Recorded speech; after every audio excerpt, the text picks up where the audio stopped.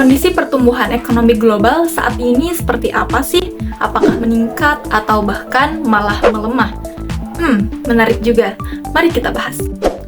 IMF memproyeksikan bahwa pertumbuhan ekonomi global pada tahun 2024 sebesar 3,1% dengan perkiraan tahun 2024 0,2 poin persentase lebih tinggi dibandingkan perkiraan pada World Economic Outlook pada bulan Oktober 2023 karena ketahanan yang lebih besar dari perkiraan di Amerika Serikat dan beberapa negara lainnya.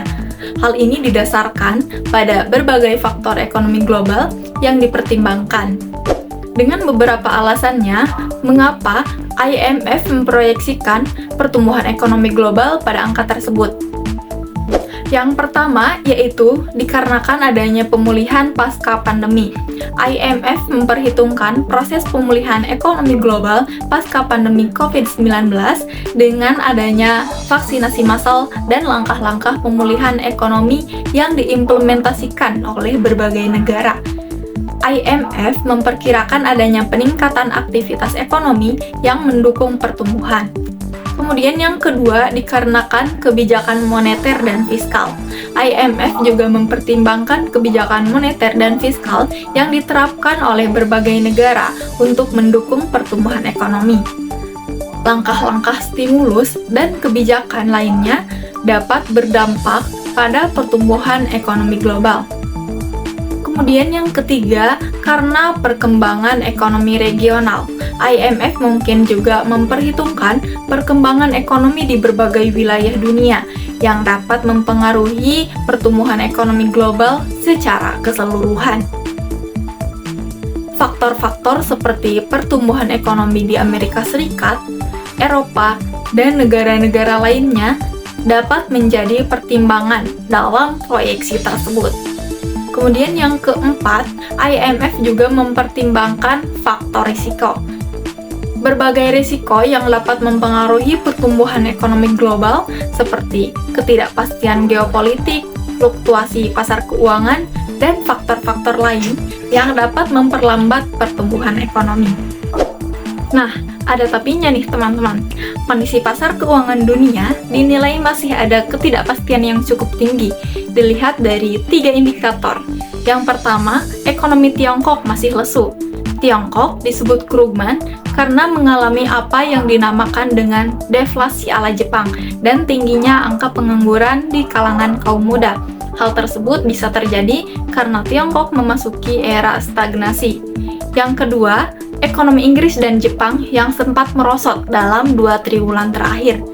Yang ketiga, konflik geopolitik yang masih berlanjut, yang bikin tergantungnya rantai pasokan serta menyebabkan harga pangan dan energi naik. Yield US Treasury pun kembali jadi naik lagi. Sejalan dengan premi risiko jangka panjang atau term premia, kondisi ini kemudian berakibat pada arus dana dari luar negeri jadi tertahan dan membuat nilai tukar mata uang di negara berkembang melemah, termasuk Indonesia. Pastinya, situasi ini perlu diatasi dengan respon kebijakan yang tepat. Bank Indonesia sudah menyiapkan sejumlah kebijakan moneter yang pro-stability, seperti memutuskan untuk mempertahankan BI rate tetap 6% pada bulan Februari 2024. Yang kedua, stabilisasi nilai tukar rupiah melalui intervensi di pasar falas pada transaksi spot, domestic non-deliverable forward atau DNDF, dan surat berharga negara atau SBN di pasar sekunder. BI juga menguatkan strategi operasi moneter dengan berinovasi pada instrumen-instrumen seperti optimalisasi sekuritas rupiah Bank Indonesia atau SRBI dan penerbitan sekuritas falas Bank Indonesia atau SPBI serta sukuk falas Bank Indonesia atau SUKBI. Gimana? Keren kan?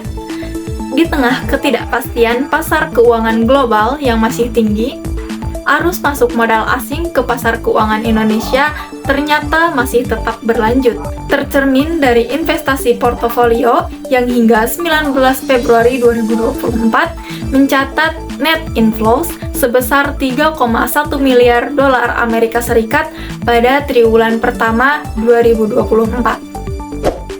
Yuk jadi generasi yang melek literasi, jangan hanya memiliki sifat konsumtif yang tinggi, tapi kita juga harus bijak dalam mencerna ekonomi, biar kita tahu bagaimana situasi ekonomi saat ini.